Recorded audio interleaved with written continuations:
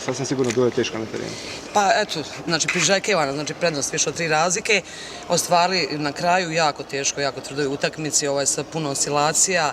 Mislim da smo danas dobro otvorili, odbrambeno dobro otvorili, međutim, jako malo igračica danas smo bili raspoloženi za napad, ali eto, pokazala se neka širina klupe da sam ipak uspjela da nađem tu jednu petorku koja je uspijevala i odbrambeno i napadački da parira mladom Krajišniku. Pritisak je bio jako veliki, ali mislim da je utakmica opravdala zaista sve očekivanja za prvaka i pokazala da je jedan veliki derbi večeras se odigrao ovdje. Imamo za 7 dana susret sa Željezničarom koji će ponuditi novog prvaka Bosne i Hercegovine. Vjerujem da priželjkujete da ćete to biti vi. Hoće li Čelikove košarkašice uspjeti sabrati, tako kažemo, i koncentraciju skupiti za taj posljednji meč loptu? Pa nama je ova večeras pobjeda trebala. Znači, trebala nam je pobjeda, s obzirom da smo u zastatku za mladim Krajišnikom, anulirali tu njihovu prednost.